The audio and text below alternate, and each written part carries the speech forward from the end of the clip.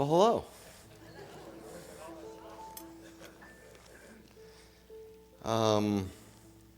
If you wouldn't mind, I'm going to pray first, and then I'll read a psalm, and then we'll keep going, okay?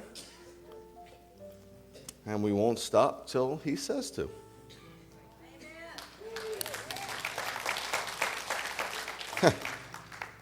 That just scared the dickens out of some mainline denominational people, I can tell you that much. You'll stop at 12 o'clock, or we will stop you.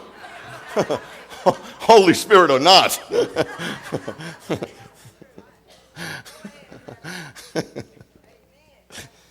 Yeah, it's good to laugh. Well, let's pray. Father, thank you so much. What can you say? Except thank you. You brought us to this very time.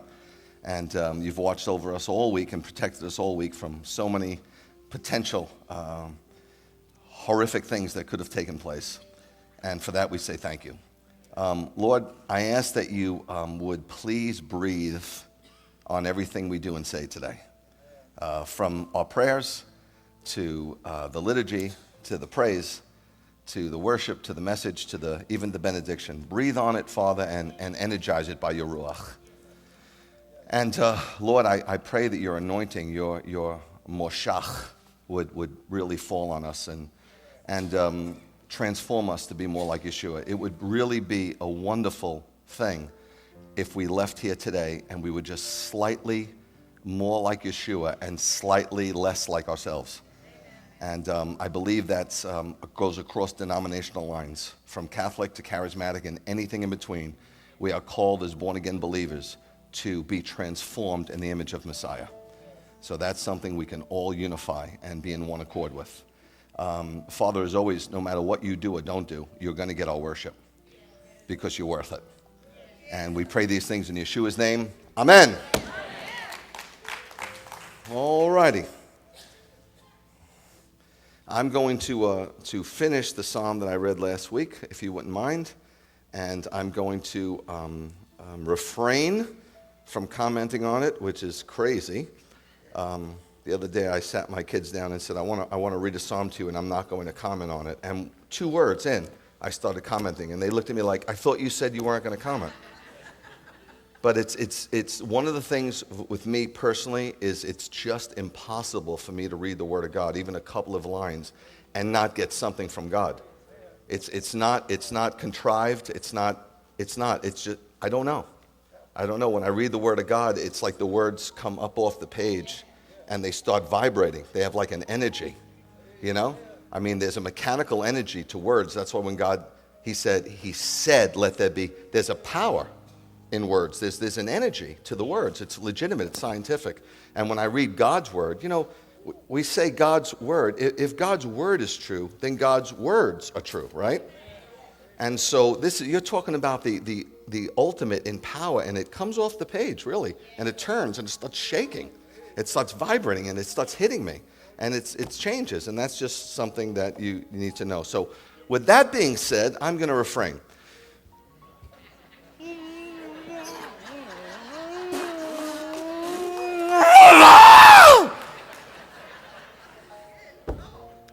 My God, why have you abandoned me? Why so far from helping me? So far from my anguished cries. My God, by day I call to you, but you don't answer. Likewise at night, but I get no relief. Nevertheless, you are holy, enthroned on the praises of Israel. In you our ancestors put their trust. They trusted and you rescued them. They cried to you and escaped. They trusted in you and were not disappointed. But I am a worm, not a man, scorned by everyone, despised by the people. All who see me jeer at me. They snare and they shake their heads. He committed himself to the Lord, so let him rescue him. Let him set him free if he takes such delight in him. But you are the one who took me from the womb. You made me trust when I was on my mother's breast. Since my birth I have been thrown on you. You are my God from my mother's womb. Don't stay far from me, for trouble is near, and there's no one to help. Many bulls surround me, wild bulls of Bashan, they close in on me. They open their mouths wide against me, like ravening, roaring lions. I am poured out like water. All my bones are out of joint. My heart has become like wax. It melts inside me. My mouth is as dry as a fragment of a pot. My tongue sticks to the roof of my mouth. You lay me down in the dust of death. Dogs are all around me. A pack of villains closes in on me like a lion at my hands and feet. I count every one of my bones while they gaze at me and gloat. They divide my garments among themselves. For my clothing they throw dice. But you, Adonai, don't stay far away. My strength, come quickly to help me. Rescue me from the sword. My life from the power of the dog. Save me from the lion's mouth. You have answered me from the wild bull's horns. I will proclaim your name to my kinsmen. Right there in the assembly I will praise you.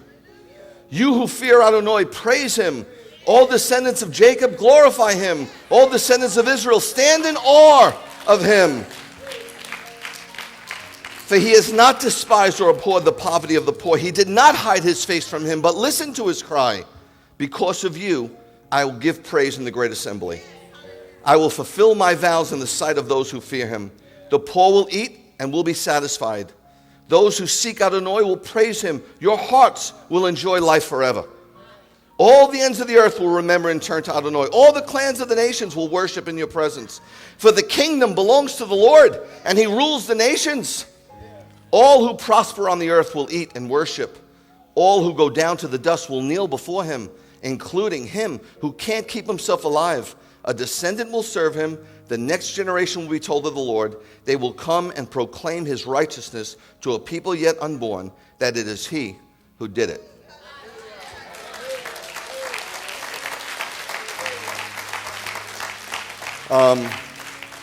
Just on a side note, the reason I refrained is because I'm going to explain this whole thing to you later. Okay? That's why I refrain now. But it is maybe one of the holiest sections of your whole entire Bible. One of your holy sections. It's a section that you almost have to take off your shoes when you read it. And so I want you to understand what's going on here prophetically, because when you do, it's a game changer. These last few weeks that I've been preaching on eternal life and the cross has changed my whole walk. It has. If you've missed a few weeks, please. Nothing I've preached in 25 years has changed me like this. I've never preached it in detail. It's changed my whole walk. It's made me see, even in the midst of horrible circumstances, that God is absolutely good and worthy of praise and worship. So, let us carry on. Shabbat Shalom.